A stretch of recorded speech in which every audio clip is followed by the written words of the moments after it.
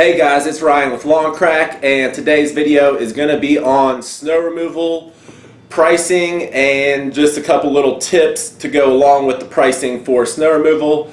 And I understand this is going to vary depending on where you are in the country, so keep in mind I am in the Midwest in Kentucky, just south of Cincinnati.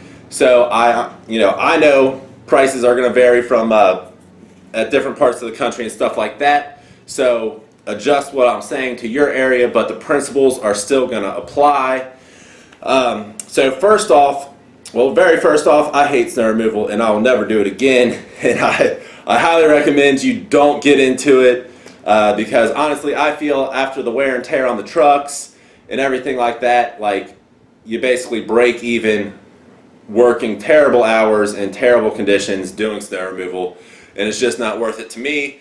We stopped offering snow removal services a couple years ago in my company, and we're fine.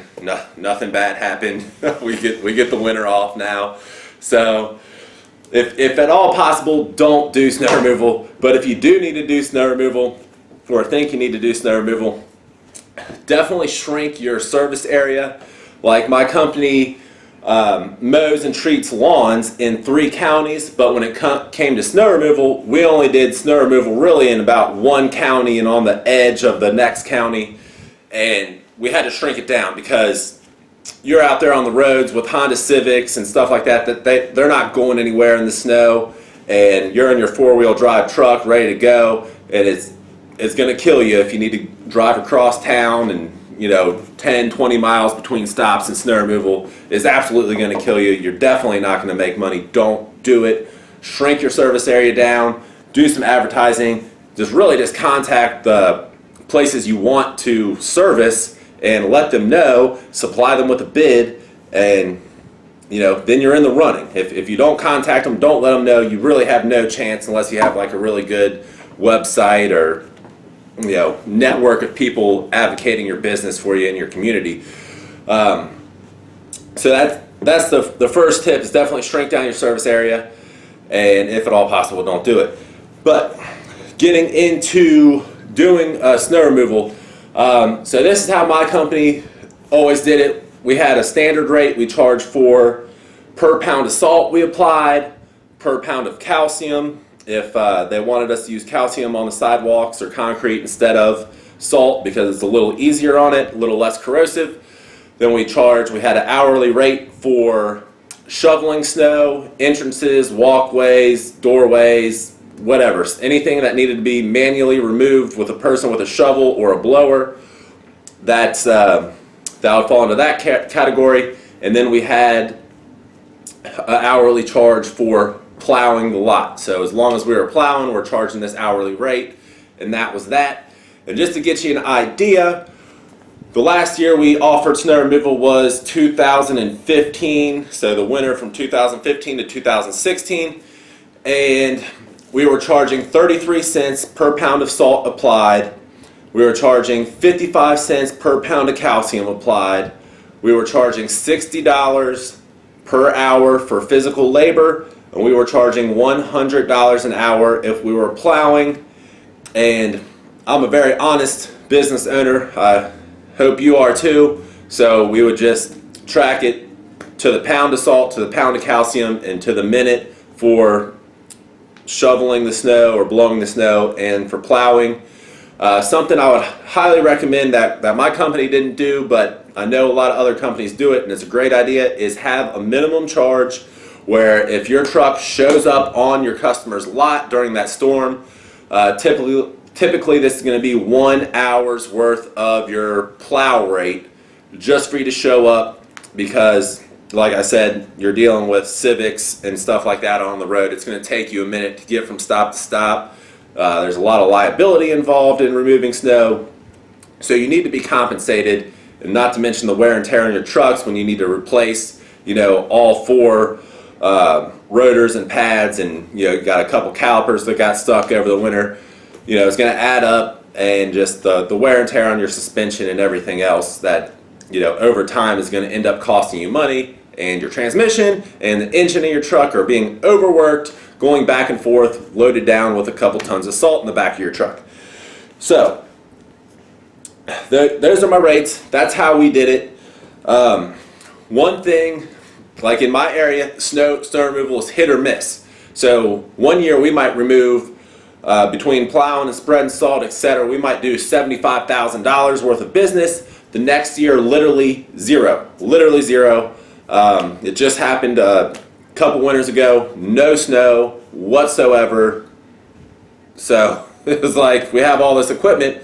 If you think about it, what else can you do with a snow plow or a salt spreader other than plow snow or spread salt? I can't think of anything. Literally, you have all this money tied up in these pieces of equipment that only do these things that only can possibly happen for 3.5 months out of the season in my area.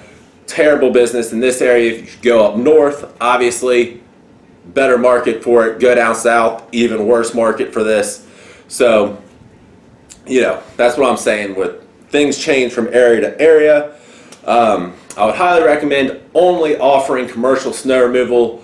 We tried to do the driveway thing for some of our older customers and stuff like that, and there's no money in it whatsoever. It's very hard to get your employees to stay on over the winter, for one, and then when you have them shoveling driveways, they hate it, and it's terrible.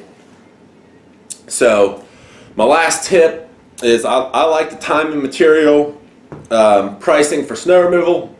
I don't really like giving a flat rate. I know some people do that. I don't like saying it's going to be this much every time we salt it. It's going to be this much every time we plow it. And maybe they segment that by inches of snow, stuff like that. That's too unreliable for me. The snow is different. The type of snow, the temperature, the time of day, everything changes everything in the snow removal business. So I'm just like, I'm an honest business person. We're going to charge you exactly what we need to charge you, and you can take it or leave it, and that's good enough for me.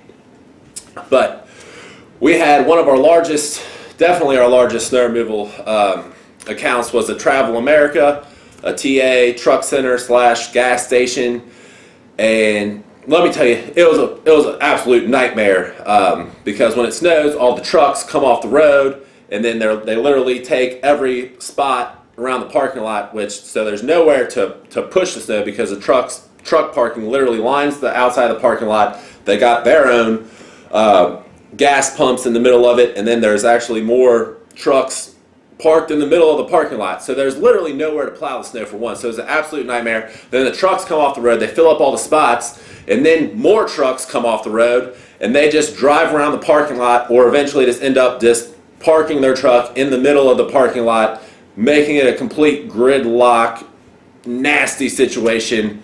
It was kind of scary sometimes. I thought the truckers were going to pull a gun out and shoot me, and I'm like, you're the stupid one. But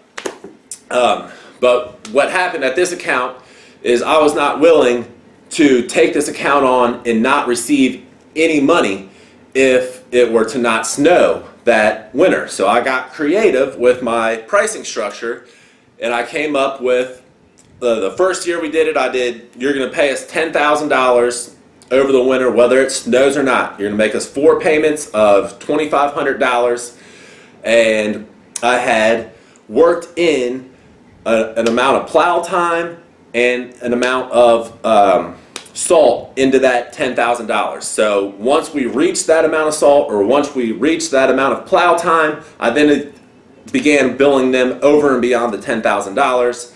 This particular place didn't really have the sidewalks, where there was hardly anything there, so I didn't even charge them for that. It was like 5 minutes and you had the sidewalks done at this place.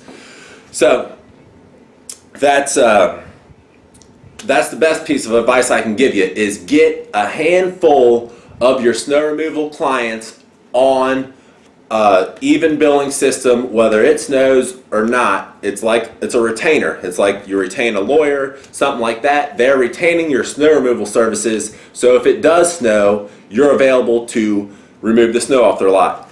And if it doesn't, you win. If not, they're a business. They had budgeted in a certain amount to pay for snow removal services, so they're fine. They're good, doing their thing.